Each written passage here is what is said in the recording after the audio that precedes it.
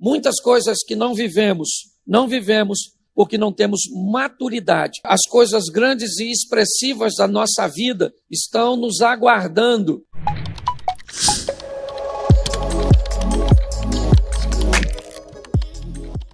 Eu comecei a ler um livro do Drummond Lacerda que tem por título, Fora do Alcance das Crianças.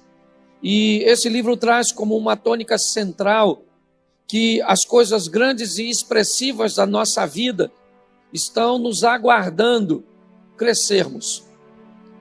Está esperando, é como aquele pai ou aquele avô que pegou um pouquinho do recurso todos os meses e depositou numa caderneta de poupança, para que seu filho ou seu neto, ou quem quer que seja, quando fosse maior de idade, tivesse recursos.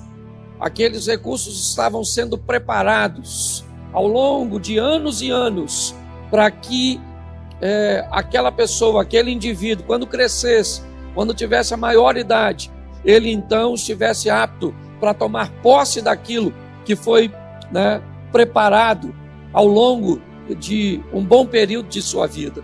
Da mesma forma nós entendemos, e eu gostei muito dessa tônica do livro Fora do Alcance das Crianças. Aliás, gostaria de recomendar uma leitura rápida, mas muito boa.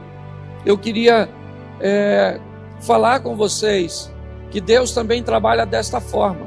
Muitas coisas que gostaríamos de viver, muitas coisas que Deus preparou para nós, pois a Bíblia diz que tudo estava preparado antes da fundação do mundo. O sangue de Cristo já era reconhecido ou conhecido antes da fundação do mundo, diz 1 Pedro.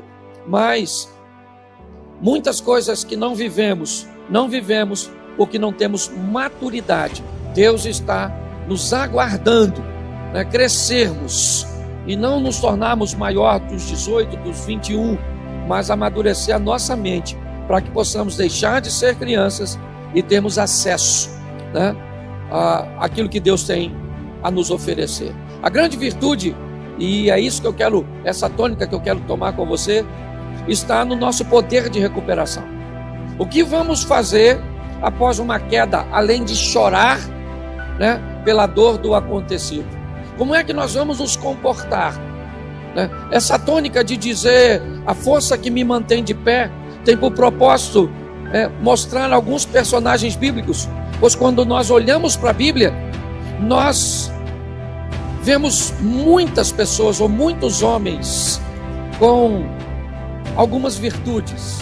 Abraão com a sua fé, nós olhamos para Davi e olhamos sua valentia e sua adoração. Sansão, a sua força. Nós olhamos para Salomão e vemos sua sabedoria, mas todos eles tinham seus pontos fracos. Quando nós olhamos para Abraão, nós vemos o medo que ele tem ao chegar no Egito com sua bela esposa. Quando nós olhamos Davi, vemos a dificuldade que ele teve de se deparar com algo que não era para ele e acabar ultrapassando os limites. Quando nós olhamos Sansão, nós vemos no que ele se meteu. Nós vemos Salomão se casando com diversas mulheres e levando a idolatria para dentro do território de Israel. Então, baseado em Davi, Abraão, Sansão e Salomão, nós podemos identificar uma coisa que eu acho que já vale a pena observar. Nós também temos o nosso ponto fraco. Descubra qual é o seu, e isso vai te facilitar bastante nesse processo de crescimento. Aprenda que mais que um ponto fraco, existe um ambiente em que esse ponto fraco aflora com mais facilidade. Então, mais que o ponto fraco, eu já sei onde eu sou fraco. Isso é muito importante. Mas é muito importante também você saber se existe um ambiente onde isso se manifesta ou se aflora, onde essa tentação consegue ficar maior que você. Ok? Isso pode acontecer, por exemplo, num bar. Isso pode acontecer, por exemplo, numa rede social. Isso pode acontecer com você na ociosidade, como pegou Davi. o tempo que os reis iam à guerra, ele estava ocioso nos corredores do palácio.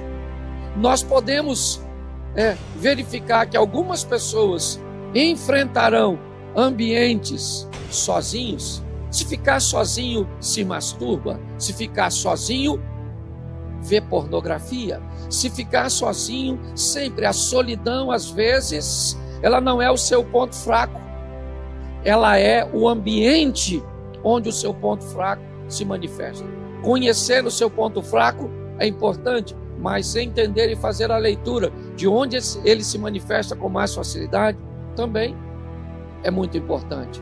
Ou seja, também tem aqueles que, se estiverem sozinhos, vão bem, mas basta se misturar com determinadas pessoas, que aí as coisas começam a se complicar. Ou seja, enquanto uns são ou enfrentam o seu ambiente de dificuldade de forma solitária, outros com determinadas pessoas que não deveriam fazer parte de sua vida. Tem pessoas que vão ter problema em ambientes de rejeição, de indiferença.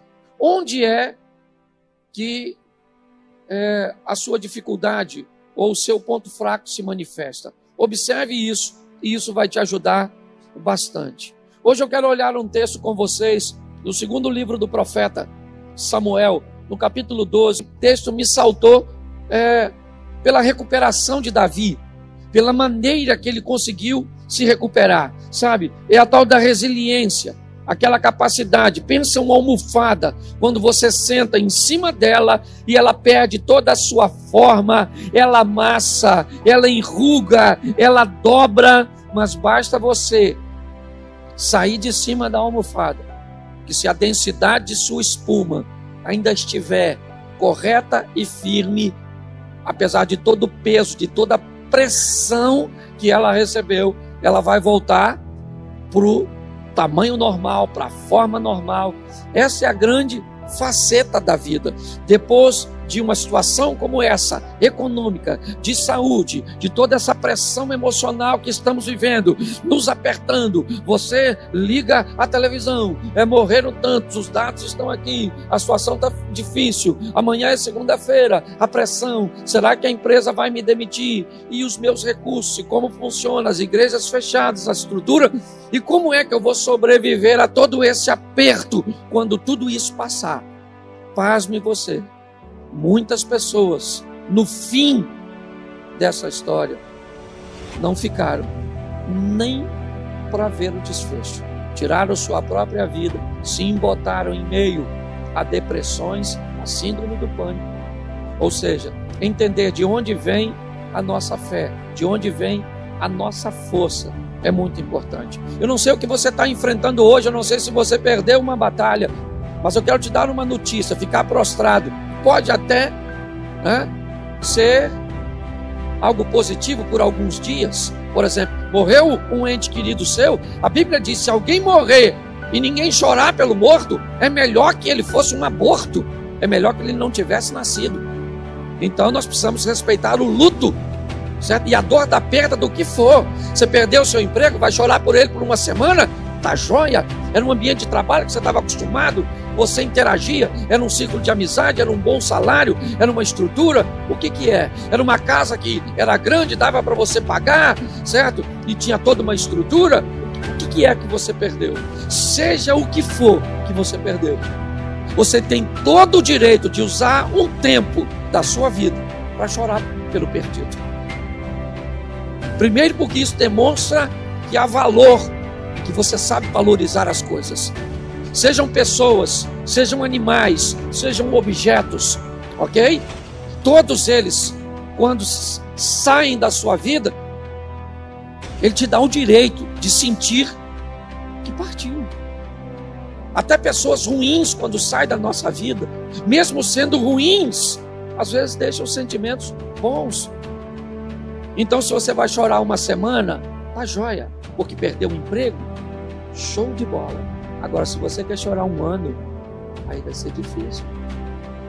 Se você quer chorar um mês, 2, porque perdeu um ente querido, tá joia. Se você quer continuar até um pouco triste, introvertido, um pouco mais de tempo, também está bom. Quem sou eu para determinar o tamanho de sua perda e de sua dor? Eu só preciso dizer que a sua vida continua. E você precisa aprender a se levantar. Quando tudo diria para você, fique prostrado, levante-se. Levante-se. Não esqueça o tema da mensagem, ok? A força que me mantém de pé